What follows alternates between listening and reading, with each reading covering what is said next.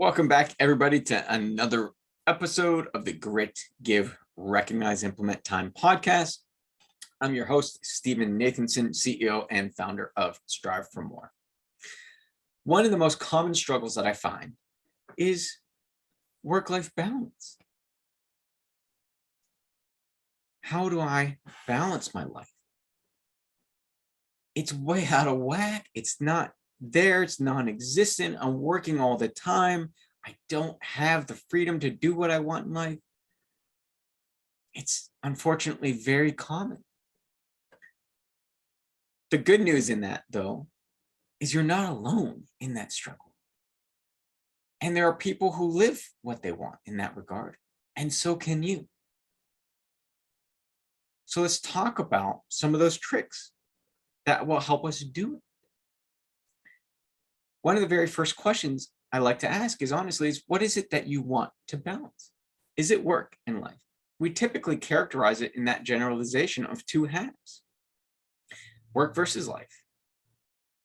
And part of the question is, do we view those as two opposing forces that are constantly working against each other? And will that inherently always create a struggle between the two? Because you're trying to balance out the fight between them? Or is it perhaps a better view to look at it as integration?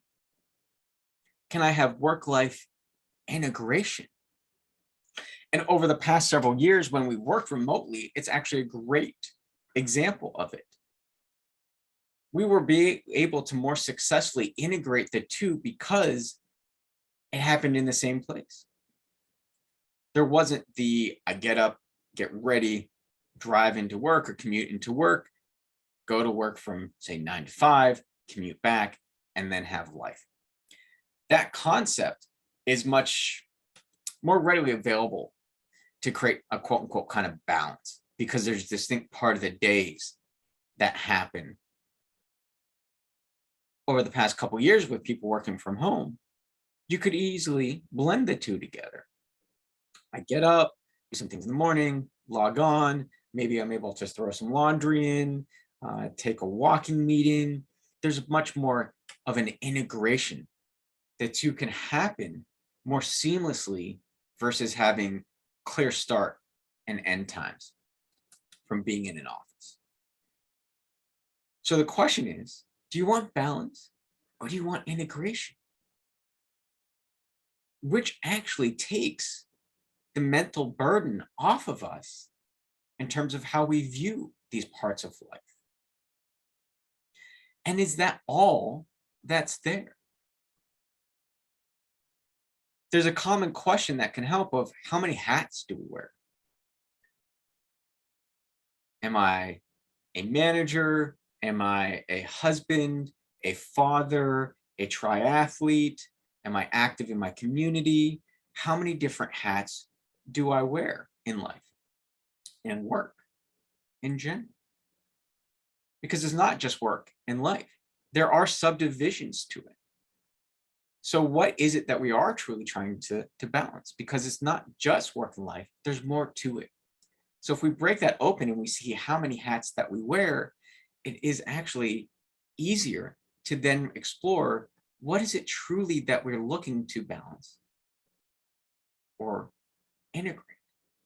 Because I think that's the stronger concept of the two and more seamless and less detrimental to us mentally.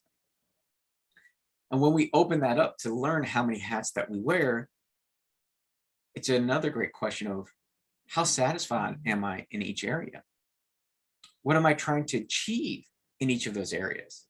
How much effort and time can I put to each of those hats? We can't give 100% to everything, because let's say we have 6 hats, that's 600%. Now we can give 100% to the hat we're wearing at the time we're wearing it. But we may find that holistically in life, in the 24 hours of a day, I can't successfully wear all those hats all the time. So what's the appropriate amount to wear those hats? Being a manager, let's say at work, and being a father and husband at home, they may be the three primary hats that we wear. And let's throw being a triathlete in there, the exercise piece. So let's say those are the four primary hats. It's okay to have primary hats. Maybe as a son and a brother, I want to wear those hats, but I can't do it as much as the other four hats that are more primary. So what is the expectations that I'm essentially putting on myself in the different areas of life and the different hats that I'm wearing? What is reasonable to expect of us? Because we often put too much on ourselves. And this is why I think that wearing hats and this exercise of exploring those hats can be very helpful. When I feel like my life, is out of balance, I can often feel that way because I'm putting too much on myself. I have to achieve this. I have to be this. I have to do that. We put a lot of expectations and pressure on ourselves. What is reasonable to achieve in the time that we have? When I ask myself that question, I can bring back myself to a place that alleviates that pressure. You know, I can talk and text with my family, my brothers, my dad, let's say, if we're talking about that father and son, those two hats, and that can help keep that connection. And on the weekends, or if they're out of town, maybe it's holidays or trips that we plan. You know what? That's reasonable. It's reasonable with everybody having their own lives and families and not living in the same city to say we can keep in touch. We can have a mass text chain group that we can keep in touch with and see each other on holidays and plan those trips and talk on the phone, when we have the time. I can be okay with that. And that's a question. What is reasonable? And can I be okay with it? Because that can alleviate the pressure and alleviate the feeling that we are out of balance because we're not able to do things.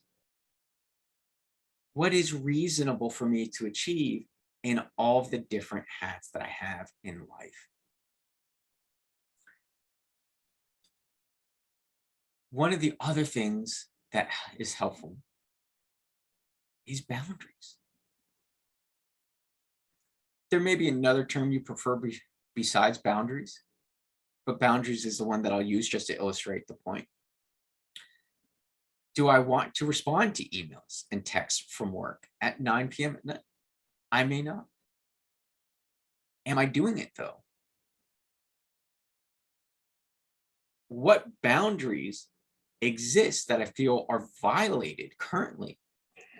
Because that can help us also understand what leads to this feeling of not having the balance that we want. And what am I doing that feeds into those boundaries being violated? If I don't want to respond at 9 p.m. or after, but I am, and I'm set that precedence, and I will always respond to it, then I am actively working against myself and participating in violating that boundary that causes me to feel like I'm off balance. So knowing our own boundaries, knowing which ones of them are being violated, knowing what's leading to that feeling of them being violated, and then what we are doing that feeds into that can help us understand how to start tailoring that back, holding true to those boundaries, and then having better work-life balance or work-life integration. As again, I do believe integration is the stronger of the term.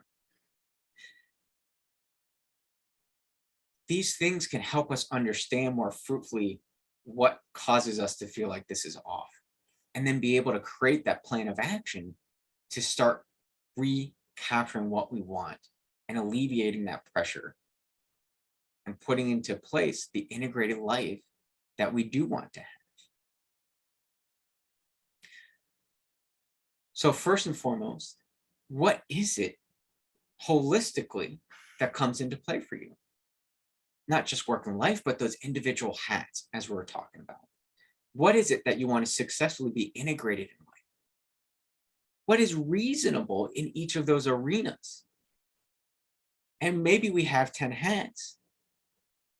That's often too many. But when we look at it as, let's say, a weighted average, not everything maybe has even weight to it. Meaning you're going to have hats that are more important than others. And that's okay. That's natural.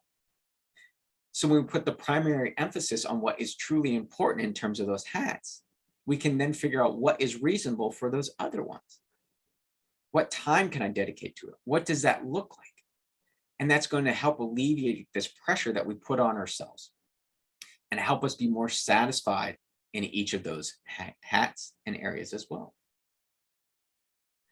And then throughout the day, something additionally we actually haven't talked about yet in terms of that concept of integration, what's going to help me do that? We are starting to get back into the office, and companies are starting to do, say, a hybrid of 2 days out, 3 days in. On those days that I'm in the office, we are having more constrained time points, if you will, of getting into work through commuting there, being at the office, and then commuting back and being at home. Maybe there's things I can do on the way to work, on the way back from work, midday, even in being in the office. How can I integrate things successfully? We typically do have lunch breaks, right, that are given in this country. Is there something that I can do over lunch? Is there something I can do on the way to work? Is there something that I can do after work that helps me more successfully be able to achieve things that I want to get done in that day, and view it as a natural kind of integration of those hours versus the strict difference and balance of two parts of life? Because again, I feel that if we do look at work versus life, we're always going to view them as two opposing forces that are trying to balance and fight against each other for that time, versus looking at it as an integrated holistic whole can naturally alleviate that sense that this is always going to be fighting. How do we harmonize the two together? And then the last thing that we did talk about was boundaries. What are those boundaries for me that I have? How are they being violated? And what am I doing that feeds into that violation?